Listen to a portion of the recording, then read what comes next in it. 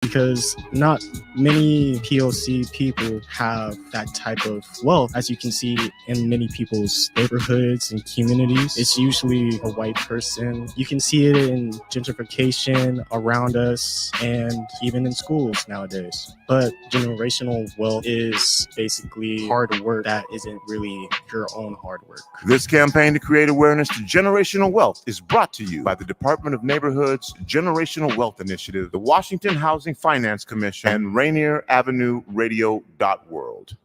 Women Empowerment Talk Radio, your roadmap to business success. Tune in every Sunday at 3 p.m. on Rainier Avenue Radio World, providing resources and sharing motivational experiences from the everyday entrepreneur. Tune in Women Empowerment Talk Radio every Sunday, 3 p.m. on Rainier Avenue Radio World. You probably have questions about COVID vaccines. Here are some answers about how they're being made.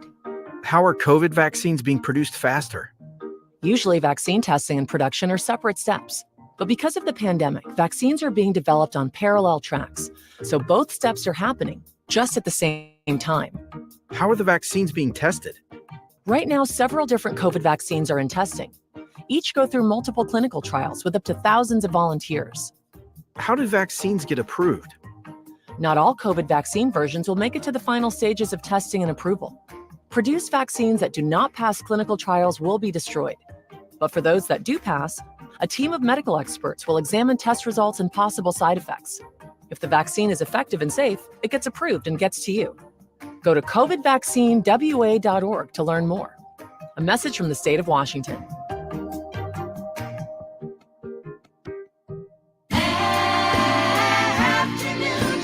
This is Paul Pearson, host of Star Time. And when I'm not explaining to my intern exactly what R&B is, I'm listening to Rainier Avenue Radio World. Oh, here we go. This is our theme.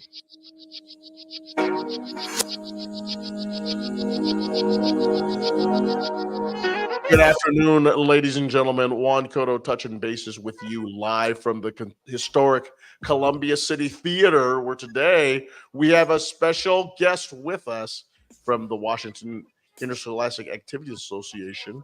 We have Jeneé James stepping in for Mr. Mick Hoffman, who's out running around the state, isn't he? He's out doing his thing and connecting with folks and driving his beautiful Ford truck somewhere throughout the state of Washington. And Mick, be safe in your travels, and we look forward to seeing you again next week. But Jeneé, it's a pleasure to have you here today on Rainier Avenue Radio World. And just for a few housekeeping things, we'll touch bases with what's going on tonight politically here in the city of Seattle. Some major elections going on in the city of Seattle. One of those historical landmark events tonight, the elections of 2023. Be here tonight as John Yasutake, Cindy Laws, and yours truly will be here, and we will be discussing the election returns show on Rainier Avenue Radio World. We have some guests lined up. We have Tanya Wu, who is running for the city council in District 2, which is a hotly contested race with city council member Tammy Morales. We have Victoria Beach, who is a long-time organizer here in the community around public safety issues. And then we also go to some of the small towns here in our community. If you call Renton a small town, Marvin Rossett, who is running in a hotly contested race against a very, very established incumbent, Ed Prince. He'll give us his thoughts on what's going on in the city of Renton tonight. And that's where the WIAA is, Jeneé.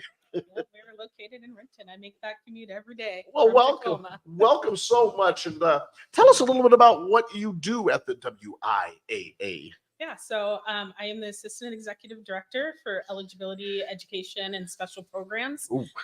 So that encompasses a lot, but essentially I help coordinate education for our coaches, any of our special programs, and awards for celebrating our coaches and student athletes. And I oversee the sports of slow pitch and fast pitch softball, soccer, boys and girls, and bowling. That's quite a portfolio. It is. It keeps me busy for sure. Now tell us, before we delve into the meat and potatoes of what you do, tell us now, were you an athlete in high school? Oh, absolutely. I was a 3-sport athlete in high school and college at one point or other. So I had the opportunity to play basketball, soccer, and fast pitch growing up. Where'd you go to high school? I went to Clover Park High School. Clover Park. Awesome. And tell us, which 3 sports did you play? Basketball, soccer, and softball. And I did the same in college. I had the opportunity. I ended up finishing my collegiate career at Central Washington University. Awesome. Playing softball. So over at Ellensburg. Good old Eberg, yeah. My nephew Joey Cotto, who was just commissioned as a police officer last week in the city of Kirkland, he also played over at Central Washington, and he played baseball there for a year. And he also played at Columbia Basin College over there. But I played baseball at Western Oregon down in Monmouth. And we think about the big schools, right? We think about the University of Washington, Washington State, and rightfully so. That's where the Division I and the television, all the attention goes. But those rivalries and those bus rides and the fun of being a small college athlete, what were some of your memories about playing at Central Washington? Absolutely. The long trips definitely have some marks on my memory, but we used to take some long bus rides down to California for the Turlock Tournament Champions and the Best of the West Invitational. So we had some bus rides, and it wasn't until like my junior and senior year that we started flying, which made it a little more bearable. But some of those memories on the buses, I learned how to crochet and play the guitar. And so shout out to a couple of my teammates out there, Brittany Gray and Rachel. Sure. Yeah, good times. It's such an earnest relationship too, because you're the Division II, Division III athletes. We're not stuck with the burden. I mean, I still think we have professional aspirations, but we realize that getting a college degree is a really important thing. So all of us go to class, and the relationships and the experiences, obviously with teachers and faculty, and just being a part of it. It's such a unique environment. It is, absolutely. And I actually was still in contact with a couple of my professors from the university. And as I transitioned into education, I got my career in technical education certification to be able to teach. And I majored in informational technology. So I ran into a few of my professors over the time. And so that's always fun. And they actually remember you. So a class of, 13, 14 compared to 114, it's a little different. So the athletic journey, you come across a lot of people, and obviously some of the most memorable people and people who made such impact on your life were your coaches. So we always ask the participants who come, and we've talked to Mick about this, and I'll certainly share. I'd love to hear your stories about just any of the coaches in that journey in high school and college that you sit back and you just say, geez, that was not only was it a great experience, but they really taught me some things. Yeah, I think one of the pinnacles in a life-changing moment, growing up, I didn't have very many female coaches. And so I think probably my first time was 12U softball, and that was a pretty awesome experience. But all through high school and other clubs, I never had the privilege of having a woman coach. And my junior year at Clover Park, my first female coach came in for softball. So I had Darren and Michelle at that time, and they are Miss Cole, I guess I should call her. They came in, and just having that unique perspective from females who played at a high level, who played intercollegiately, being able to come in and make those connections, and definitely provided some life lessons through that as well. And those relationships are still thriving to this day. I actually play in a women's fast pitch league. And so I play with Darren. And so that's really awesome to be able to continue that connection and the love of the game. And now her girls are coming up through the ranks as well. And they've had the opportunity to play as well. And so having that leadership was really important. And then also for soccer, Bree Dalton at the time, now Bree Giove. She's also the athletic director now at Clover Park. She came in as my soccer coach my senior year. Wow. And so that was really awesome to just, again, have that connection. And she played goalie, I played goalie. And so I just felt it was heaven sent at that time. And so it was a really good opportunity to play under that coaching. Jeneé, you touched on it, and I'd like to hear you just expand a little bit about playing for a female as opposed to a male, and you've played for both. Mhm. I certainly have been coached by both. My daughter is in first tee golf program up on Beacon Hill at Jefferson Park in Seattle, and she really enjoys the female instructors that she's had in the program, and they've really helped connect her in the game and helped push her in the game. What is your experience? Is there a difference between playing for a female and a male? And not only is there a difference, but how would you describe the special relationship being coached by a female? Yeah, I would say there is absolutely a difference, and not knocking any of the male coaches I've had, because some of them have been very intuitive and able to make those connections still with us as female student athletes and have that understanding. But there's just something really unique about being able to connect with somebody who's played the game, who's been successful, who's played at a high level, and them really understanding some of the transitions that we're going through as a student athlete, and just really being able to have some of those personal connections and understandings, and really just a sense of comfort. And so that's been beneficial, I would say, as a student athlete, having a female coach. And then essentially just, I think the connections go a long way, and they've been able to help move some of those barriers and show us that female coaches can thrive and be successful at that level. And I think it's important to have representation, and having not only representation of coaches and female coaches that have played at a high level, but also the diversity in coaching as well is important. So I couldn't agree more. This is Jeneé James. She is an assistant director at the Washington Interscholastic Activities Association. I am Juan Cotto, one of the many voices and personalities, probably one of the crazier personalities on your community radio station. Hey, I said it, I'm an American. Rainier Avenue Radio.world. And we are here at the historic Columbia City Theater on a beautiful day. Yes, it is November, I believe the 7th. Yes. It is election day throughout our country and here in the city of Seattle. This is the year before the general election. Next year, obviously, we'll be voting for some major offices, including President of the United States and the congressional offices. And usually because of those elections, more people tend to vote. And unfortunately, the predicted numbers for this election are a little low. So if you are listening to us live, please take the time to take your ballot to one of those boxes, big blue boxes. They're throughout all the neighborhoods. They're at libraries. They're at schools. Go to www.kingcounty.gov. Go to King County Government. They will show you where that collection box is. And it's important that you participate in these elections. There's so many issues and so many different people who are running that I think could really impact our community. And we're hoping that you take the time to do that tonight. And then also tonight, 7 o'clock, once again, I'm going to go and then come back. We are having an election returns show. It's going to be a special. We're going to have John Yasutaki, Jay Yeezy.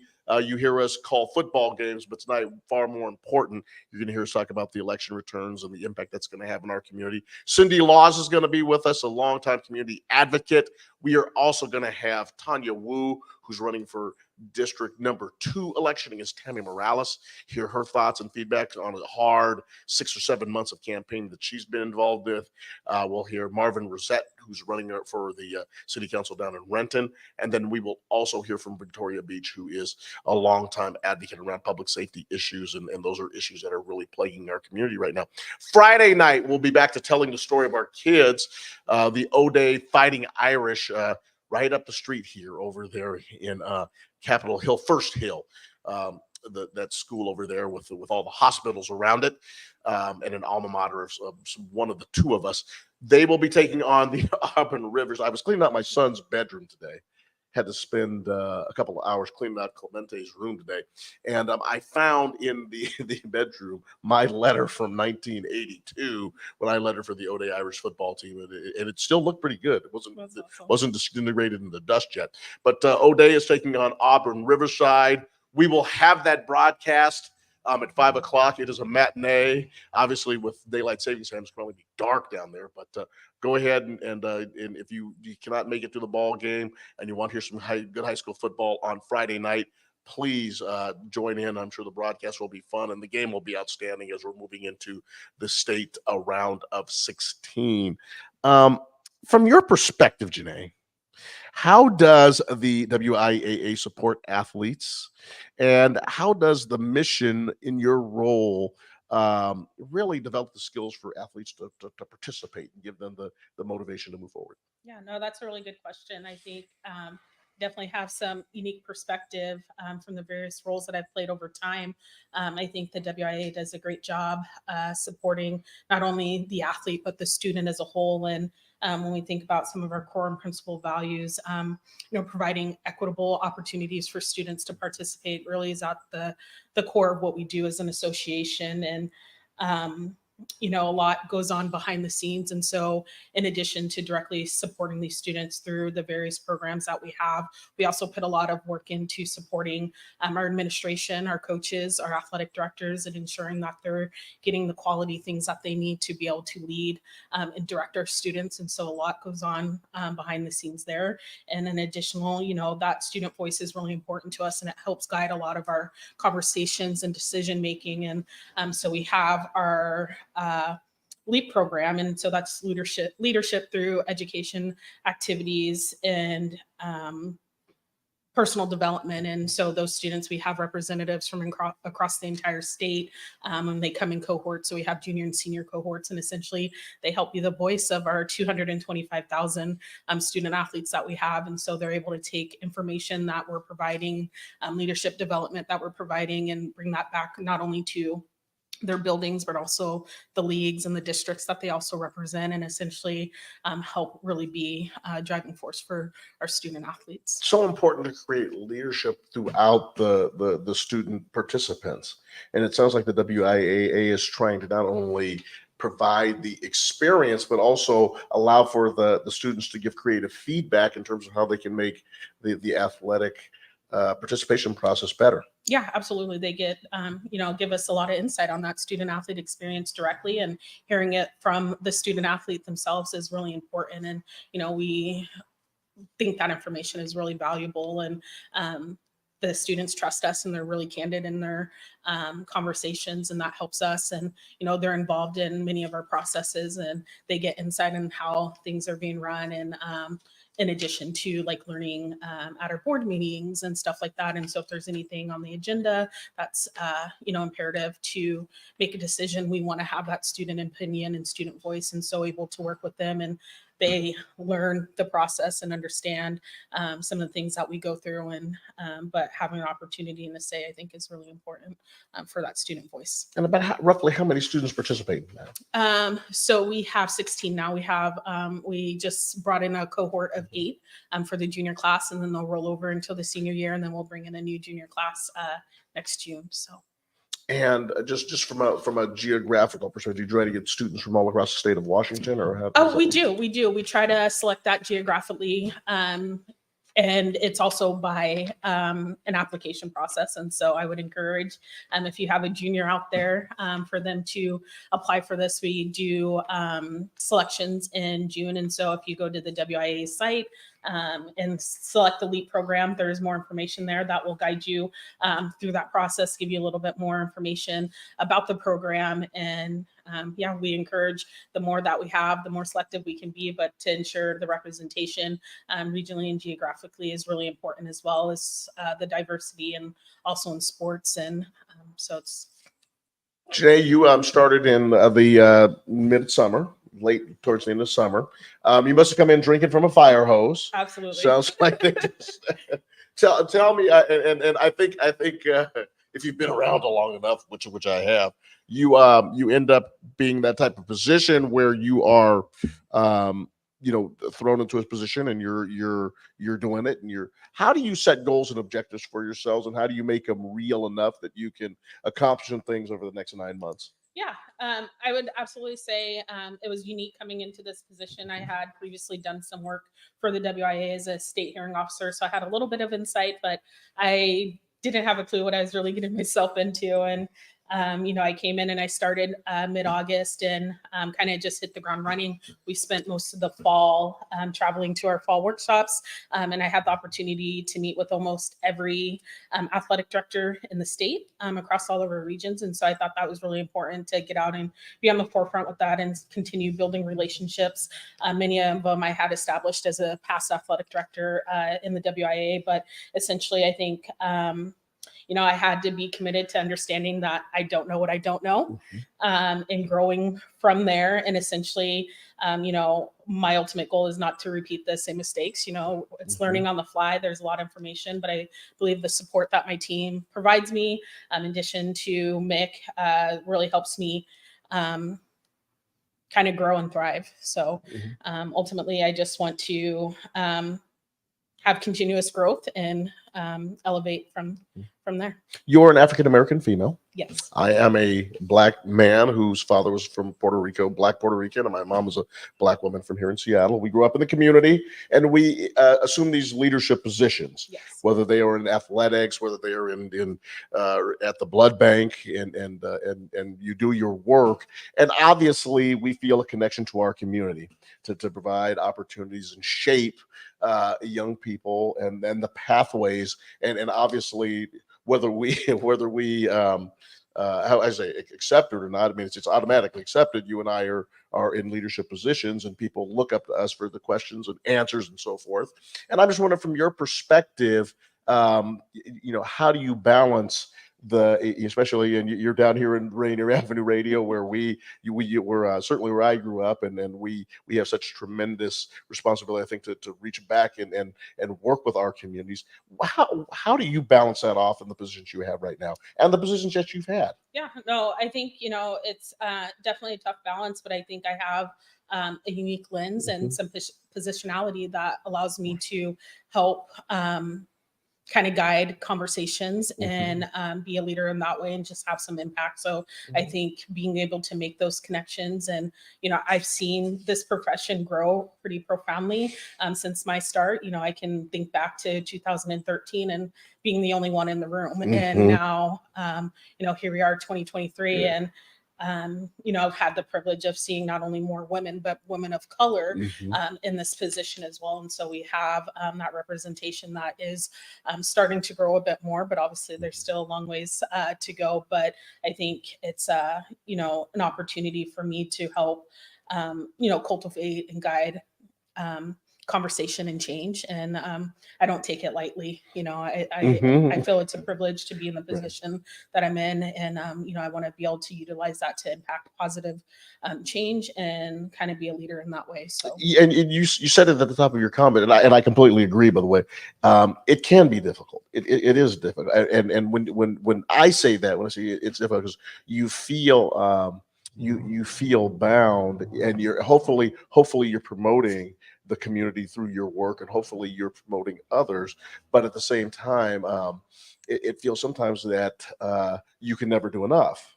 And I think is that the balance that I think that we face in these types of positions? Absolutely. There is a bit of pressure there, and everybody's leaning on you for that guidance and support. But I also think that the WIA office cultivates that and allows us and gives us that power to be able to do the things that we want to do. And I've spent a lot of time in the field these last couple of weeks. I was able to go to an event at Clover Park High School, and it was called Be Real, and it stands for respect, equity of voice, accountability, and love. I think. So hopefully I didn't mess that up, but you got it. That was a great opportunity to be in the building, and I was able to connect with some of the freshmen, and I spent the day there. And then I was also at Oak Harbor High School this past Saturday, and they had a Girl in Sports Day. And so that was really empowering to have over 170 female student athletes in one space and being able to share my journey. And I talked about the rise of the female athlete and how Title IX pretty much changed the trajectory of my career.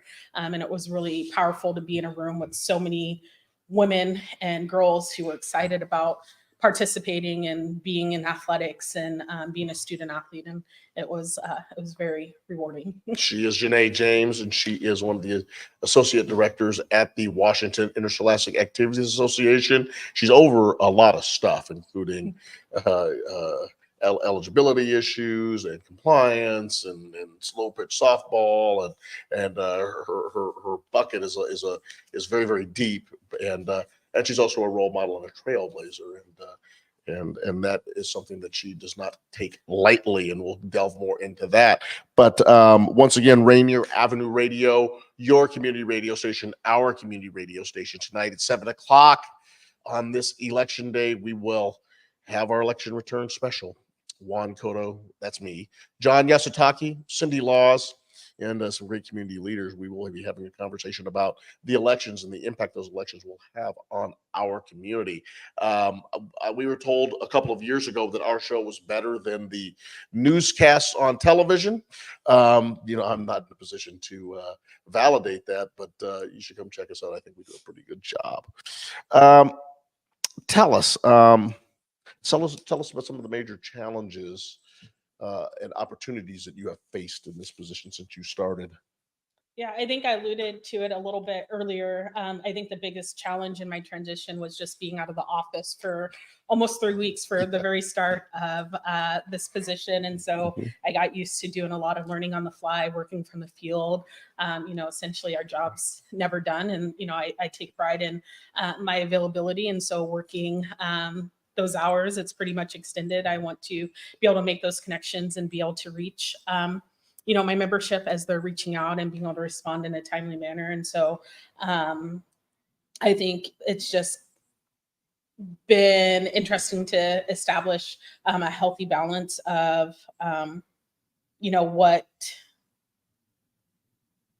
has been done in the process and things of how they've been done in the past, but also being encouraged and supported to provide new and innovative ideas and moving forward. And so that's been really good. And then, you never really realize outside athletic directors and coaches and students how much others are really invested in athletics, so our community members and whatnot. And so I think I spent probably the first couple of months at least navigating some of those conversations with those who were not necessarily directly tied with schools, but did have some interest in investments in students. And I think that was really empowering to know that there are so many people who care about our student athletes out there, but also challenging to navigate and have some separation and control there. So. Jeneé is a 3-sport athlete. I want you to tell us about your best game. People ask me, Juan, what was your best game, most memorable game? It wasn't, for my college friends down in Oregon, it wasn't the time I went 3 for 3 with 2 triples and a double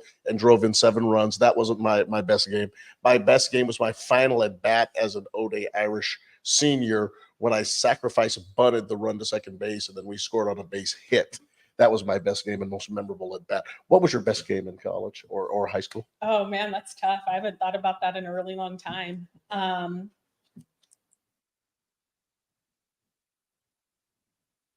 Oh man, that puts me on the spot. I think I can talk about kind of a general best time. Tell me. It was quite a challenge growing up in the Lakewood area and playing softball. When you think about demographics and socioeconomic status like that. I did have the privilege and opportunity and support from my family to really grow and evolve in that sport. Unfortunately, a lot of my teammates did not have the same opportunity. So I actually spent 4 years playing softball. And didn't win a single game, but my senior year was the first time that we played more than 5 innings. So we played a full 7 innings. That was a big deal for us. And although we didn't win any games, we definitely made progress. And I talked about a couple of those coaches that came through. And, I love the sport so much. And I love those coaches that I wanted to continue to play. And it generated more interest in those last couple of years, even though we struggled on the scoreboard. And it was just really for the love of the game. So, well, for us to be able to go into the extra part of the game here, we will take a break. Daniel, we will come back and we will carry on with Jeneé James from the WIAA on WIAA Primetime Weekly.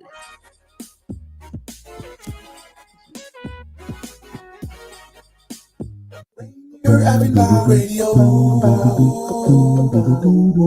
your community Any radio station will provide you with more information. Rainier Avenue Radio. We must all remain committed to slow the spread of coronavirus, taking care of ourselves and not putting others in harm's way, especially those already at higher risk of getting seriously ill, including people over 65 or those with underlying medical conditions. If you must be out, avoid crowded areas, stay 6 feet or 2 arm lengths away from others, and wear a face covering. Wash hands frequently with soap and water for 20 seconds, especially after being in public spaces. Avoid touching your face, cough or sneeze in a tissue, then throw it away. Disinfect frequently touched objects. And if you have symptoms of fever, dry cough, and shortness of breath, call your healthcare provider before going to their office.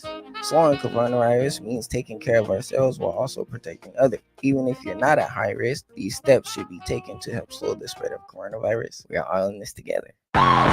What's going on, world? It's your boy OG Mambo. And your guy D Money. Join us along with Pint Size Patron and ID Yourself Here on Fresh Juice at Rainier Avenue Radio. every Wednesday hump day from 9 to 11 Pacific. Get exclusive interviews from your favorite artists, all the hottest music, and updates on what we got going on in the world. That's every Wednesday, 9 to 11 p.m. on Seattle's Rainier Avenue Radio. Hey, this is Paul Pearson. I've hosted the R&B show Star Time since the very beginning of Rainier Avenue Radio, and after years of featuring tracks from the 50s through the 80s, Star Time now plays R&B and hip-hop from the 1990s as well. A whole half-century of soul, funk, hip-hop, and more on Star Time, Wednesdays at 2 p.m. on Rainier Avenue Radio. Love food? Here's some storage tips to keep it fresh longer. Store cut fruits and vegetables in the fridge. Place in reusable containers. Keep bread in the freezer for longer storage. 40% of food in the U.S. goes uneaten. Save money, save food, save the planet. Visit Seattle Public Utilities for more tips. You're listening to RainierAvenueRadio.world. Check us out on social media. Facebook and Instagram, RainierAvenueRadio.world, and on Twitter at Rainier Ave Radio.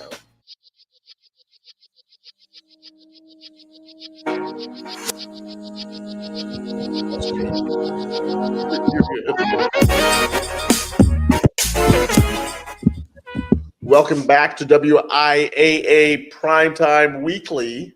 Juan, Cotto, your host today, with our special guest, our very special guest, and very engaging, and this person is willing to jump in, and obviously in her position, and also willing to jump in here at Rainier Avenue Radio. This is Jeneé James, and she is one of the assistant directors down there at the WIAA 405 in Renton, and she says that she travels all the way to Tacoma. She's a Tacoma girl. She goes all the way back home after work every day, and I know that she loves her community down there, and I'm sure that she's loved in her community, and home is where the heart is, and that's the way we feel about things on Rainier Avenue Radio. This is our community radio station. It is your community radio station. And Friday night, we are telling the story of our kids in the community, the O'Day Fighting Irish taking on the Auburn Riverside. And this is terrible. Are they the Eagles? I don't know the nickname of the Auburn. Ravens. They are the Ravens. They are the Ravens. Well, I'll tell you what, if they play like the Baltimore Ravens, they're in a lot of trouble. Boy, I'll tell you, that was an interesting game on Sunday. And the Seahawks, they're professionals. They flushed it. Pete Carroll said, we flushed the game, and we're going to come back on Sunday and play the Redskins. But I'll tell you, the Ravens played tough, and the Ravens are one tough bird, and I'm sure that the Auburn Riverside Ravens will provide more than a challenge for O'Day in this 3A WIAA matchup. We will be down at Memorial Stadium. I believe John Yasutaki and I may be calling that game. Of course, it could be Rick Bailey and Rick Dupree and Edwin Bailey. But nevertheless, turn it on at 5 o'clock if you enjoy high school football. And then we've been talking about it periodically through the show today. 7 o'clock tonight at the Election Returns Show. John Yasutaki, Cindy Laws, who, if you haven't heard Cindy, she should be on major network television doing this. She's phenomenal. The way she crunches numbers and has such a unique pulse in the community down here in Southeast Central Seattle and really throughout the city. Her insights will be spectacular, I am sure. But we're going to be talking a little politics tonight. Important election year for the city of Seattle. Jeneé, support systems are vital. How do coaches, teachers, parents, and people a part of that extended athletic circle collaborate to ensure that student athletes receive the assistance they need to be successful in the classroom and on the field? Yeah, it's definitely, like you said, a collaborative effort. I think it's really important for, each one of those parties to be fully invested in the student athlete, because each one plays such an essential role in not only the development of the student, but in providing that experience as a student athlete. And so a lot of communication is really essential here, not only from the coaches, but also the parents and families and administrators and teachers. It really is a team effort, and there's so many people that play a vital role. And I think the better communication you can have and direct kind of partnership, I think is really important. I think back to my role as an athletic director, one of the things we have at the beginning of each season, we do our parent meeting. And so getting that buy-in and investment from the parents and really providing that opportunity for them to feel connected and engaged in that experience for the student as well, and taking some ownership in that. But it's collaborative, and everybody needs to be open-minded to that position. And kind of leads from the top down, right? So what we're providing at the top in our leadership and administration kind of trickles down through the expectations of our coaches, our student athletes, and then working with their families as well. So. You were a district athletic director, and I coached at a district school, and the parents sometimes. I would say this. I would listen to the Pareto principle. 80% of the parents, I think, are wonderful to work with, and I think they have realistic expectations around their kids, and they put some real goals and want their kids to be good in school, and predominantly then they want their kids to be good in athletics. But then you have some parents who believe, and I think it puts pressure on coaches and the athletic directors that their kids are going to play either high-level college athletics, and then to somehow work their ways into the NBA or the WNBA or the major leagues, and that puts an added dimension on the work that we do. And I think it's becoming more and more prevalent as we see more of this on television, and we see these games, and we see athletes around the community who were extremely talented, I think far more talented than people give them credit for, and they see them and they're thinking, well, my child's going to do this. The pressure on coaches, I think, is fairly well known. We've talked about it. The pressure on athletic administrators. Would you like to speak to some of that? Just because it can put pressure in terms of how the coach's job is perceived and how they're trying to build their program, which sometimes these coaches are trying to just build a good, solid high school program. Yeah, no, there's definitely some added pressure there. But, from my perspective in leadership, I think it was really important to set a distinction between high school and middle school participation, and what we really cultivate here in the WIAA is educationally based athletics compared to club and participation elsewhere. And so although we all want to win, there's such a bigger picture. We want to build and grow great people, leaders in our community, those who are able to make direct impact and lead others. And so I think it's really important. And what I've tried to communicate is that, this is an educationally based athletic program, and there's so much more that these students are learning through their participation. And although, yes, we want to win, we want to be successful, but there is a lot more to it. We had a fairly prominent graduate at one of the schools that I was coaching, who's a very, very successful businessman. And he said, I know what all you guys are thinking. And that's the way life is supposed to be.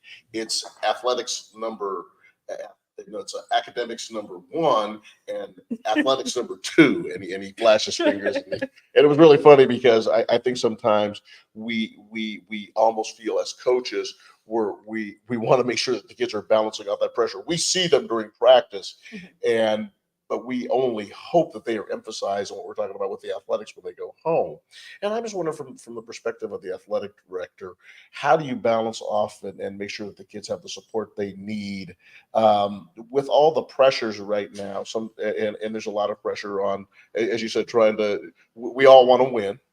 If we wanted to participate, I was told you can go participate at the YMCA and get a really good experience, but we really want to win. Sometimes we define our victories beyond things around the scoreboard. We simply had to at the time that I was coaching.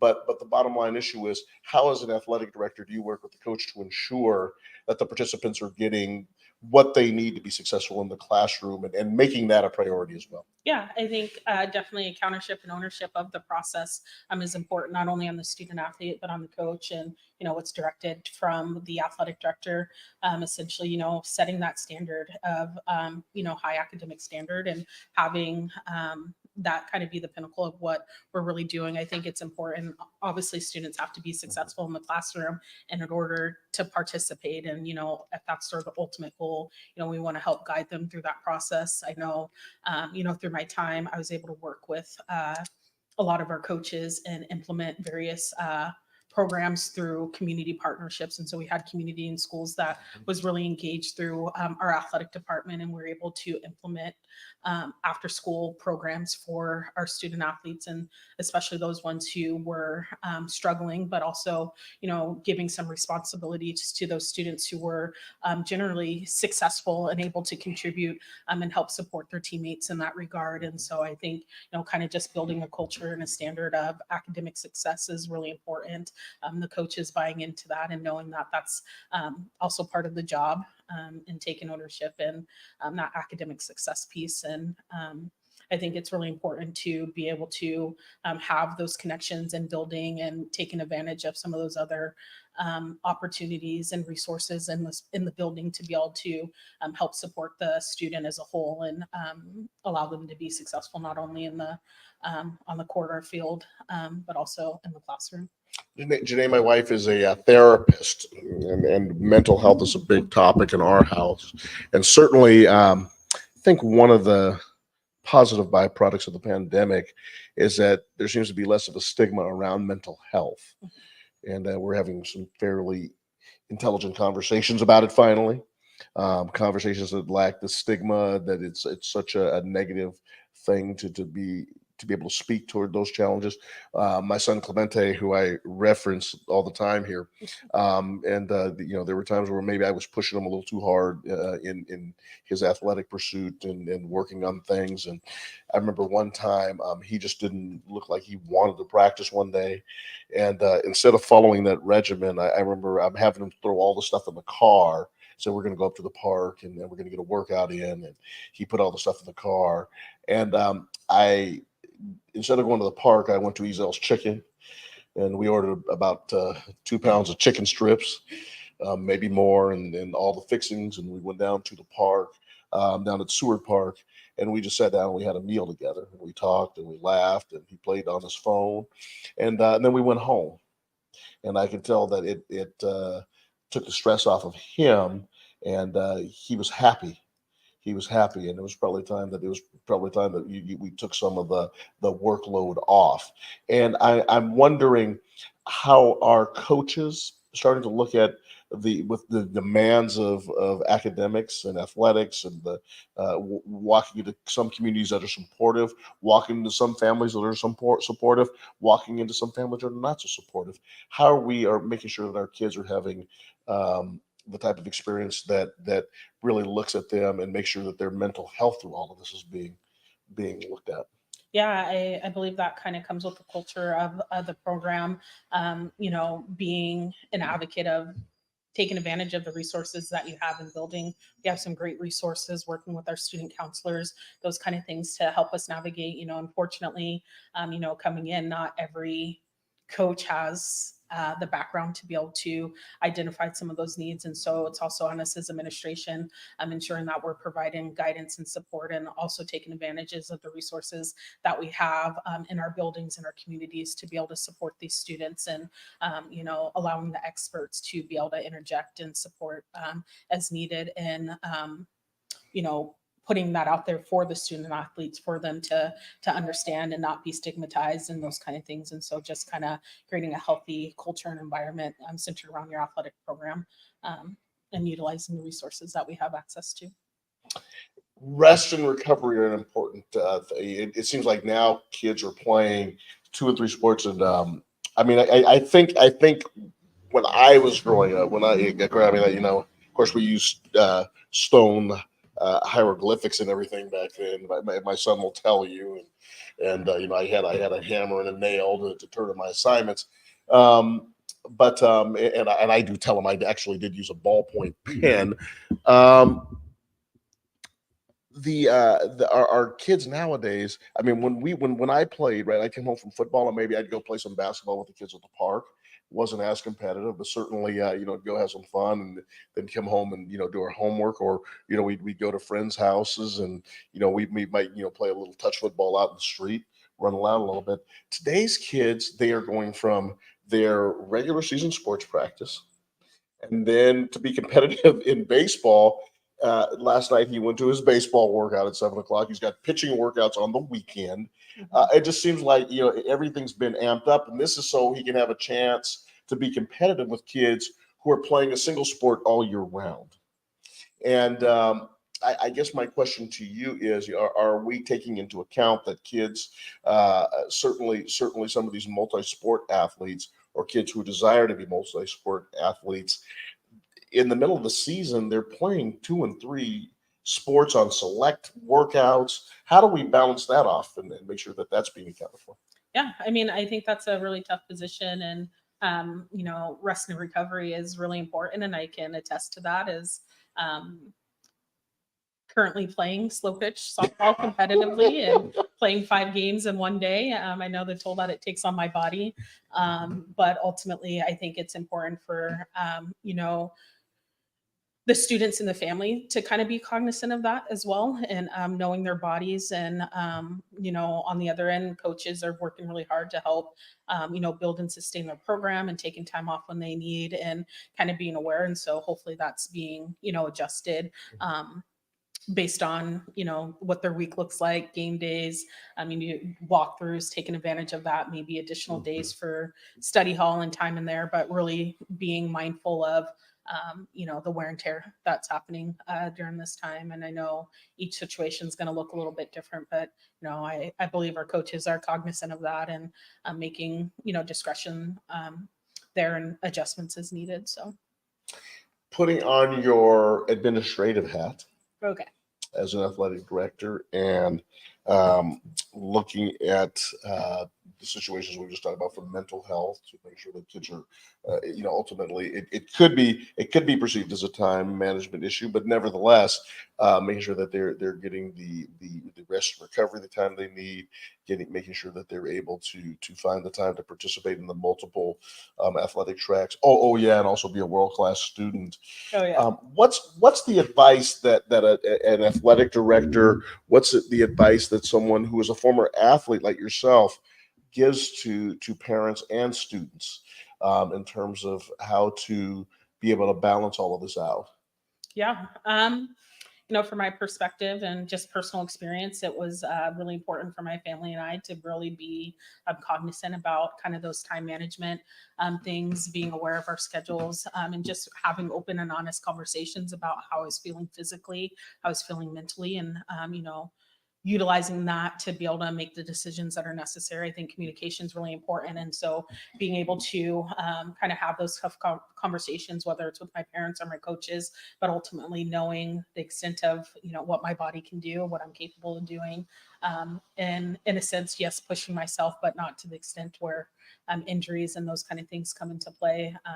I think I felt pretty comfortable as a multi-sport athlete. I can remember AAU practice, softball practice, soccer practice, all those kind of things, and going back to the high school. And so I think at a certain point I had to make tough decisions, and sometimes it was either sitting out of AAU or sitting out of soccer for a while, so I can be able to fully commit to my high school team during high school season and those kind of things. And so I think it was tough, but for me personally, we were able to find a healthy balance through that, and through those conversations and just open communications with myself, with my coaches, with my parents. So there was a picture at the All-Star game this summer, and it had two famous athletes in our community that wore the number 24. Down in the dugout, there was a young man from Cincinnati, Ohio, the center field of the Seattle Mariners, and he wears number 24, and his name's Ken Griffey Jr. Mm-hmm. There's a young man from Oakland, California, who arguably is the greatest Seattle Seahawks football player of all time. I can certainly make that argument, and I think he far more than any of them, from his personality to how he led that team behind the scenes. Marshawn Lynch.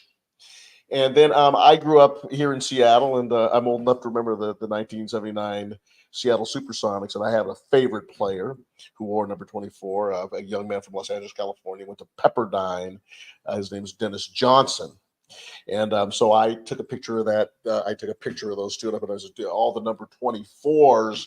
And it's too bad that Dennis Johnson didn't live long enough to be here. One of my buddies on Facebook said to me, "There's an athlete missing."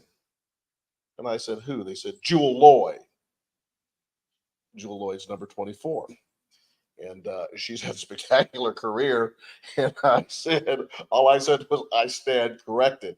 How proud are you that people recognize the achievements of some of these incredible, talented women in our community, from Megan Rapinoe to Sue Bird and Jewel Lloyd, which I thought was really cool. Mm-hmm. And to the person who's listening, Jewel Lloyd should have been in that picture.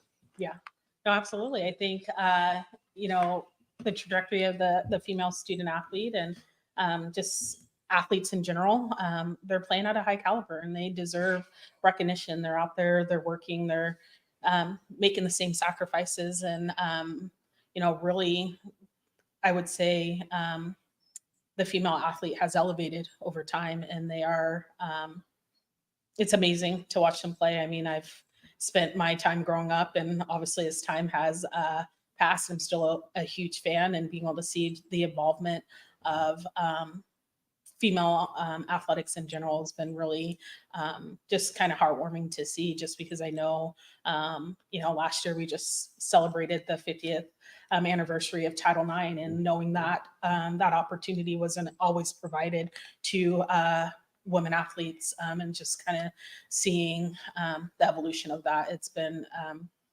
really amazing, and I wish more people would support and encourage, women athletics. And as we see these girls and women's going through the ranks, through middle school, through high school, all that kind of stuff, I think it's really important to that student athlete and that development, for them to see women athletes be successful and compete on a high level and be equitable to the experience that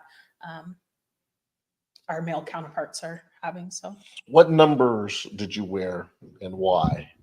Ironically, my basketball jersey was number 24. So I think that's pretty awesome. But,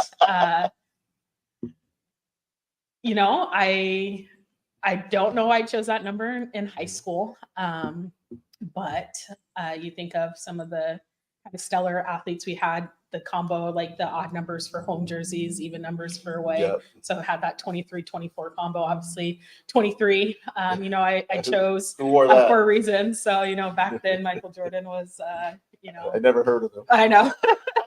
Kind of that pinnacle athlete that, we looked up to during my generation. And so then 23-24 kind of came part of that. And I actually think I adopted 24 when I got to high school. And then my softball jersey number was number 9. I don't know why, but I've kept it to this day. I actually just competed in the Senior Women's World Series for softball in Dallas, Texas this past weekend, wearing number 9 proudly. We won the women's major tournament. Congratulations. Yeah, it was an awesome experience. We went undefeated, and from there, I made the all-star team, and then I was elected to the Women's Senior Major Challenge Cup to represent the state of Washington. So I'll be traveling to Florida in February to represent Washington and compete on a national level. So I'm really excited about that. But yeah, number 9 has always been there, and still an athlete. Yeah. This lady is still an athlete. She may be in the dugout with Marshawn and Jewel and Ken Griffey Jr. one of these days. You never know. Hopefully we can make that happen. Yeah, well, on a side note, I don't know if I could add this, but I actually was Marshawn's handler for the Steve Zakuani charity event. So prior to my time here, I worked for the Seattle Sounders, and I was a game day presentation coordinator, and I worked pretty closely with Steve on his Kingdom of Hope charity, and Marshawn was one of our featured athletes, and it was he was just on the show Bear Grylls, and so that was really fun to connect with him. And then he disappeared on me, so I call him, disappearing acts. It was kind of one of those things. He was supposed to sign autographs at the end of the event, and we were walking around, and the next thing I know, he was gone, and I had to go back to this group of people in the room, and I was like, he left. I'm like, oh, go figure. That's Marshawn. And it was the biggest sigh of relief that I've ever experienced. But yeah, he was great. He was great. Such an interesting character. I mean, it's rare that you meet somebody. That's not an act. That's him. It is. I've had a couple of interactions with him, and I'm like, this is, and I don't think he needs bodyguards or anything. This is who he is, and this is what he does. I mean, he doesn't stray away from about a reel as an entertainer you can be. Yeah, no, it was enjoyable. We have 3 minutes, and just for the rundown before we ask this final question. First of all, tonight, in just 3 short hours from now, we will be right back here at the Columbia City Theater. Cindy Laws. We will have Victoria Beach, longtime community activist, public safety issues, Tanya Wu, who's been a candidate for District 2, running against Tammy Morales. We will have Marvin Rosette, who's running against a very popular incumbent down in Renton named Ed Prince, but they will all be here online or in some way. We'll drag them in by some way to sit down, and we're going to talk about the elections. Jay Yeezy, John Yasutaki, Cindy Laws from right here down in the Rainier Beach area, who's done a number of wonderful things, former elected official herself. We are going to be here. We're going to talk elections with you tonight. Friday night, 5 o'clock, the O'Day Fighting Irish are taking on the Auburn Riverside Ravens. So come and listen to that broadcast. If you just can't get out and watch a little high school football, we encourage you to do it. It's always fun. There are probably going to be games going on in your neighborhood, so please go to your websites and your local communities and find out where the games are.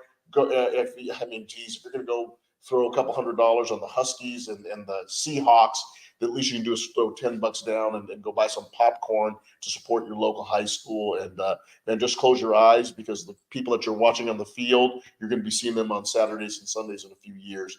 O'Day, the number 2 seed, taking on the number 15 seed in the 3A classification in Washington State. Should be an outstanding ball game. Jeneé, you're off the hot seat with this last question. The WIAA and their executive director, our executive director, Mick Hoffman, who is on our radio station, our community radio station, Rainier Avenue Radio.world for WIAA Primetime Weekly, who you're sitting in for. But Mick talks about the teamwork that he's trying to develop in the organization. I'm just wondering how the skills of being an athlete, how that's allowed you to fit in to this WIAA with Andy Barnes and with this group of folks, and with Nick and Justin and all the folks down there. Yeah. How do you feel that this has allowed you to fit in and share your skills with the WIAA? Yeah, I think it's the perfect setting. Being a student, athlete, a coach, teamwork has really been the center of what we've done. And so coming into this, it's team-centric approach, and I've had pretty long-lasting and standing relationships with all of them. Cindy Assett has been in the office for 30 plus years. Yep. I worked with her directly as an athletic director. I worked with Andy Barnes, and then actually Justin Kesterson. He has a little soft spot in my heart too. He worked in the Highline Public School District when I was there at Mount Rainier as the building athletic director. And so him and I worked really closely. He ended up being the athletic director at TIE for some time, and then also worked in the district office. And so it was really awesome getting reconnected with them. But again, it's just a really team-centered approach and investment in it. And it's actually, Mick kind of, Hey, Jeneé, thank you so much for being here with us. Sorry for giving that a hard deadline. Appreciate you. And we will see you next week on WIAA Primetime Weekly. Thank you so much for being a great audience.